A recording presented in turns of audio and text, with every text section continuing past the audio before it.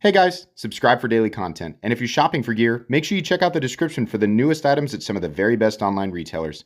There's also links for some of the items that I personally recommend. Thanks!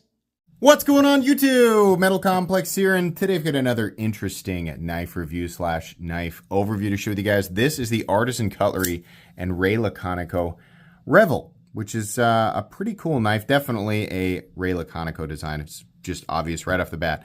But in S90V and titanium, which Artisan Cutlery has been doing a great job of, combining for a reasonable price tag up against reasonable, competition, if we're talking apples to apples. So by no means am I calling this an inexpensive knife, but if we're talking about contoured titanium, S90V, proper execution, all of that, yes, compared to its actual competition, I think it's got a reasonable price tag on it. And like I said, that's no surprise for Artisan Cutlery. I will link this knife down in the description. It does help my channel when you use those links, but that's entirely up to you. Thanks to Artisan Cutlery for sending this in. Thanks to my patrons for supporting me. Please make sure to follow me on Instagram at metal_complex and on TikTok at _metal_complex. Artisan Cutlery is, of course, the premium end of the brand. Their inexpensive end would be CJRB. So if you're new or if you're, you just don't like knives that cost over a certain amount, definitely check out CJRB, which actually should be on the same website. It'll be a lot less expensive. I've covered tons of their products on this channel. Let's go ahead and measure this knife. So the overall length of the Revel is coming in, I'm going to guess a little over 8. No, right on. 8 inches. 8 inches on the dot. Blade length is coming in at 3.5 inches. Cutting edge is coming in at about 3.35. Excuse my kids in the background there. How about some size comparisons? Any custom scales you find in this section can be found down in the description under Original Goat and Others, up against the 80-10. And let's do the 80-20.5. Say about right in between. Definitely, though, much thinner, which we'll talk about here in a second. Up against the Spyderco PM2 and the Spyderco Para 3.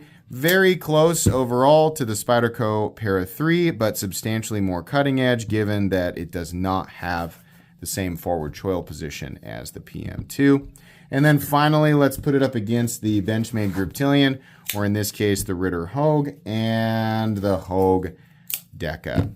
All right, how's the action on this knife? It is extremely similar to other Artisan Cutlery knives. We have actually plenty of access to that lock bar. The frame itself is pretty thin. I think they did a decent job, doing like the scalloping there so that you had access and giving us access by cutting the front scale down just a little bit. You've got good access. It is definitely on the narrow side, and you'll notice that. It's just a thin piece of material with reasonable tension, right? They've got some decent tension on this lock bar. So you're going to have to use, enough force that you'll feel it on your thumb. You do it over and over and over again, and you'll notice that material's kind of digging into your hand, but it's not bad, right? It's just kind of the nature of the beast on a knife like this. Access to this area to deploy it is great. You've got plenty of room to do like the reverse flick. You can also just sort of pinch open it, wheel it out, right? And if you want to, you can do the thumb flick. Can you front flip it? Yes, but I don't think it was designed that way. It certainly isn't the most comfortable front flip. Given that they cut this area off right here, I really doubt that that was intended. Normally, Artisan Cutlery will raise this, right? Ray Laconico, whoever it is, I'm pretty sure that this was not designed to do that. But if you really want to, you can. Just use caution. The pivot area is okay. Like pivot smoothness is all right. This is going to wear in, like that detent ball is going to wear the race in over time. So it's just going to get smoother and smoother. But as far as action and detent strength and all that, it's good. It's exactly what you would normally expect from Artisan Cutlery, and certainly more than acceptable at this price point. Let's go ahead and do carry profile. So thickness up against the Spyderco Para 3. This is a pretty thin knife, and it's also contoured. So it's, in some ways, it's comfortable, and in other ways, you're very aware that the frame is narrow. Like if you're really squeezing on this thing, yeah, it's nice that it's contoured, but you're going to notice those little edges, right? Length and height up against the PM2 and the Para 3. This is a pretty darn compact knife considering how much blade is in there. Shorter overall than the body of the PM2. Honestly, only slightly longer than the Para 3, despite having substantially more cutting edge than something like the Para 3, right?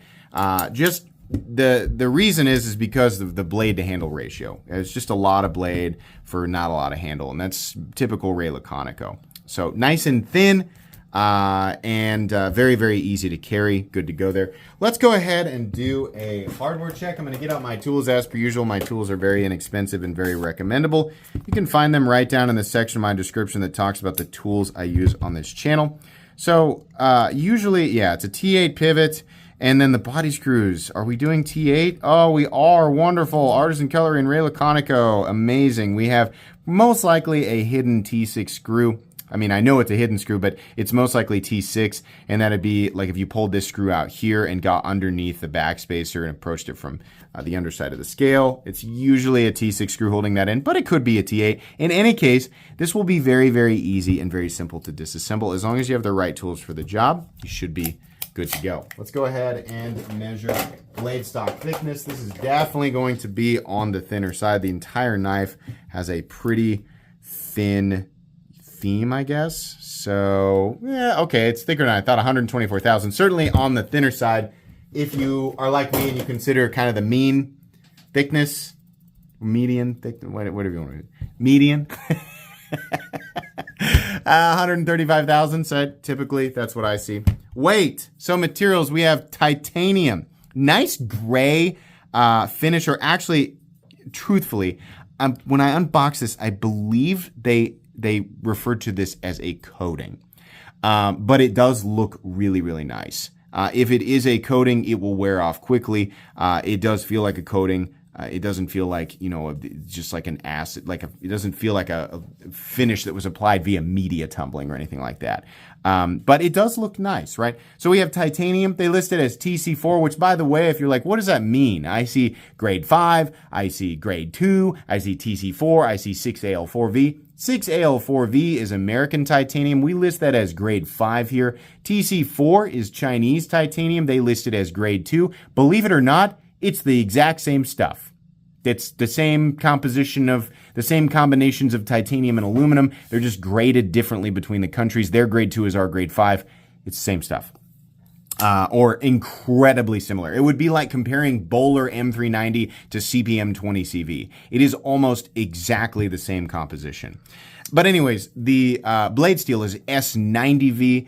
And depending on who you ask, S90V is probably it's widely considered to be the most premium super steel composition that you're going to get in the production knife world, but it heavily depends on what you're after. Anyways, weight, 3.8 ounces. Pretty good, right? They clearly, no, they don't have any, they have no milling for weight reduction. 3.8 ounces on a full titanium knife with a 3.5-inch blade is honestly pretty great. I have no issues there whatsoever. All right.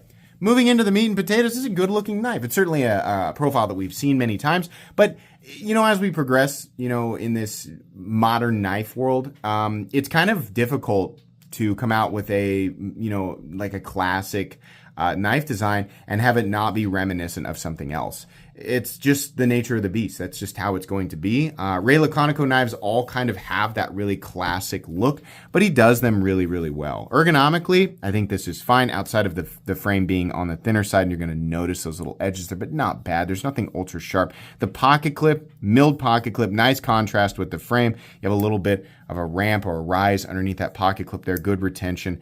It's in a great spot. No mounting position for left-handed people, which is unfortunate. I wish that companies would get that figured out. I feel like all knives that come out in the modern age should really be ambi, at least in terms of the clip position, but what are you going to do? Yeah, there's really nothing going on the frame. There's no texturing or milling or anything like that. So your lock-in is going to be fully dependent on the ergonomic lines, which I'm happy to say are good. That doesn't mean that this knife is not going to be slippery. If you're going to work in an environment where it's going to be a little bit slippery, this might not be the best choice, right? But for daily carry and use, yeah, I think, that's going to be fine. Like if you're just like opening up packages and stuff like that, you just want to carry something cool, this is going to be fine, right? Even outdoor, even with your hands a little bit sweaty, I would recommend wearing gloves, but even then, it's going to be okay, right?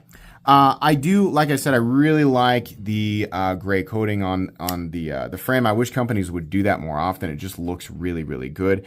We have a blasted finish on the blade, which isn't typically my favorite, but I think it looks good with the matte. Like the matte and slightly reflective gray with the matte lighter gray on the blade actually is decent. We have the Artisan Cutlery logo on the blade, which I find a little bit redundant considering they also insist on putting their information back here.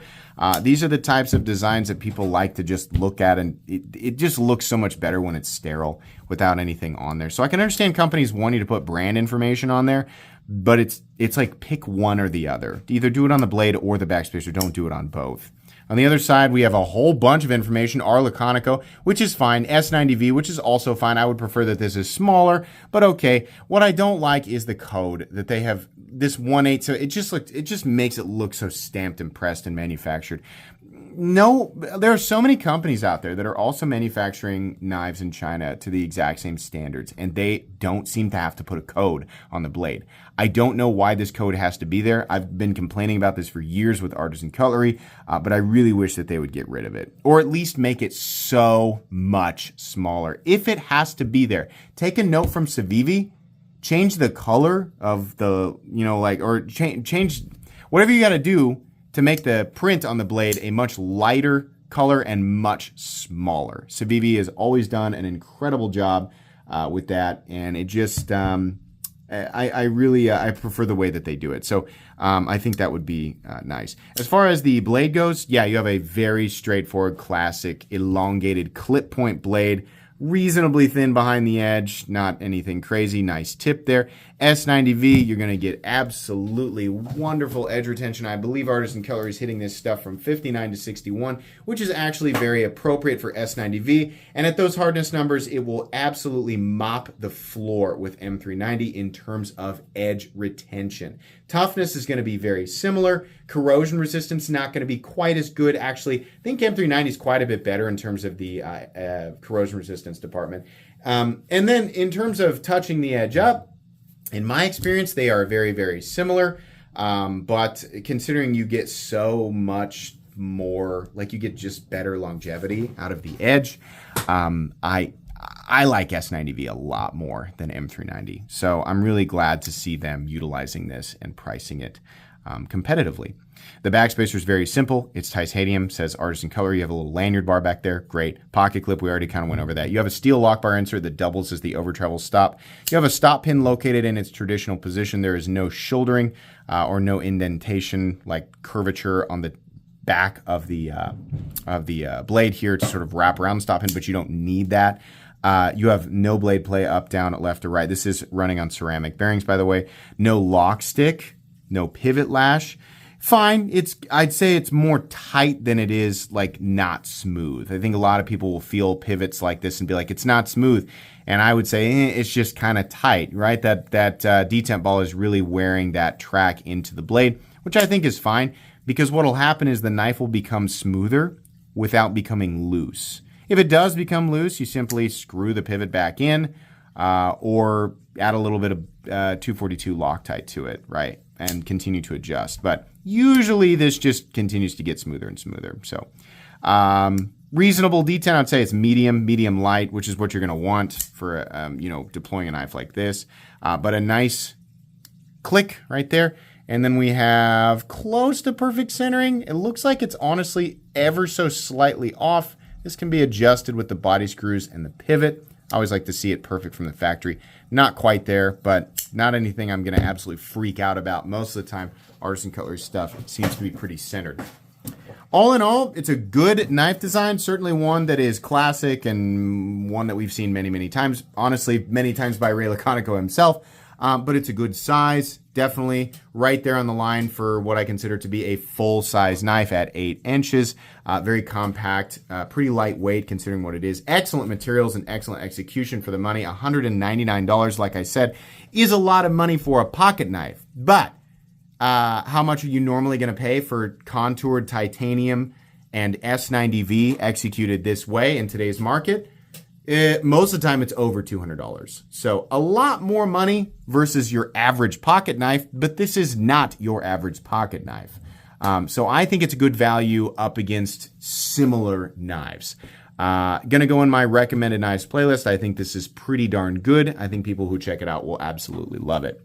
Links for this guy down in the description. That's going to be it from me today. Please Make sure to follow me on Instagram at metal_complex. If you enjoyed this video, leave a like. If you'd like to check out my other content, I do, of course, have lots of videos of knives that are either expensive or inexpensive that I do or don't like, so check those out. And if you enjoy all my content, go ahead and click on that Metal Complex logo right there and subscribe because there's definitely more coming. Thanks again for watching, everybody, and have a great day.